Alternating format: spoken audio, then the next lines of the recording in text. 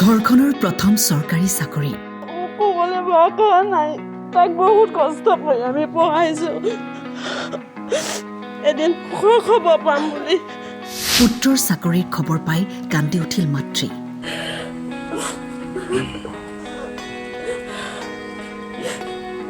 পিতৃয়ে প্ৰকাশ কৰিব পৰা নাই আনন্দ CRPFত চাকৰি লাভ কৰিলে কলিয়াবৰৰ উলুৱনি গাঁৱৰ দীপাংকৰ হাতীমতাই আচলতে কি জানে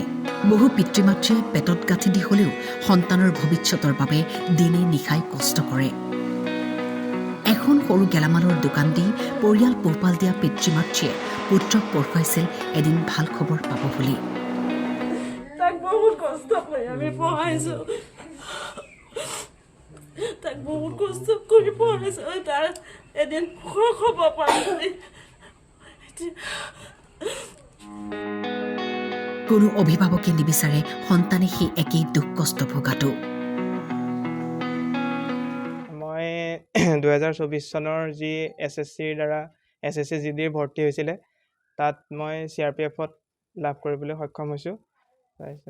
প্ৰথম ৰিটেন হৈছিলে ৰিটেনত কোৱালিফাই কৰি পেলাই ফিজিকেল দিব মাতিছিল ফিজিকেলৰ পিছতে মেডিকেল হৈছিল সকলোতে পাছ কৰি পেলাই শেষত যোৱাকালি নিশা 12 বজাৰ পিছতে আৰু মেৰিট লিষ্ট ওলাইছে মেৰিট লিষ্টত মই CRPFত পাবলৈ সক্ষম হৈছোঁ হয় SSC GD এইটো মোৰ দ্বিতীয়বাৰৰ এটেম্প হয় প্ৰথমবাৰত মোৰ অলপ মাৰ্ক কম আছিলে সেইবাবে উত্তীৰ্ণ হ'ব নোৱাৰিলোঁ সেই 2 নম্বৰ বাৰত মই উত্তীৰ্ণ হ'ব পাৰিছোঁ নমস্কাৰ মোৰ নাম হৈছে দীপাংকৰ হাতীমতা ঘৰ মোৰ উলুৱনি কলিয়াবৰ উলুৱনি খুব ভালেই লাগিছে বহুত কষ্টৰ মূৰত পঢ়াই শুনাই সৰুকৈ দোকান এখন দি লৈ পেলাই যেনে তেনে তাক অকণমান আগুৱাই তাকে কালি ৰাতি খবৰটো পাই খুবেই মোৰ খুব ভাল লাগিছে আনহাতে মিস্ত্ৰীৰ কাম কৰি অৱশেষত সফলতা বুটলিবলৈ সক্ষম হ'ল কলিয়াবৰৰ অজয় ওৰাঙে 10 বাৰকৈ বাছনি পৰীক্ষাত বহি অৱশেষত নিযুক্তি পালে CRPFত পঢ়িবলৈ এটা মানে পঢ়া টেবুল নাই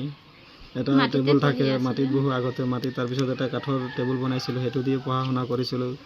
ঘৰত মাত্ৰ 2টা চকী আছিলে সেই দুটাতে পঢ়া মানে বৰষুণ দিলে বৰষুণ পৰে ঘৰত এনেকৈ বৰষুণ টোপালত মানে পানী বাতিৰ তলত দিওঁ ৰাখোঁ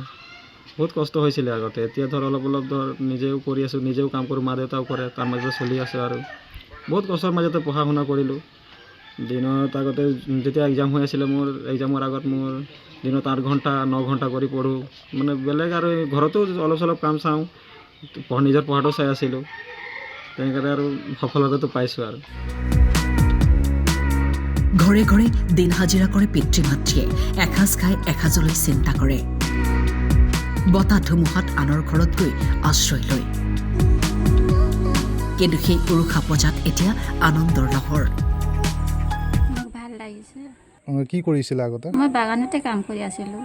বাগানতে কাম কৰি আৰু পঢ়াইছোঁ পঢ়াই আৰু এতিয়া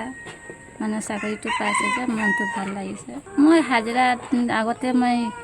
30 টকাকৈ হাজিৰা কৰি আছিলোঁ এতিয়াতো হাজিৰাটো বাঢ়িছে অৱশ্যে আৰু এতিয়া 200 টকা পাই থাকোঁ মানে সপ্তাহত আৰু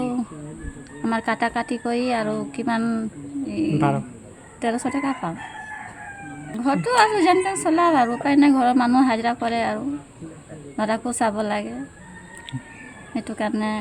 মানে এতিয়া ভাল লাগিছে আৰু কথাটো এয়া হৈছে কলিয়াবৰৰ চতিয়ালৰ পলাশ শইকীয়া 4-5 বাৰ ইণ্টাৰভিউ দিছিল যদিও হাৰ মনা নাছিল ৰাজমিস্ত্ৰীৰ পুত্ৰই লাভ কৰিলে অসম ৰাইফলছত চাকৰি কলিয়াবৰৰ পৰা দীপু বৰাৰ ৰিপৰ্ট টাইম 8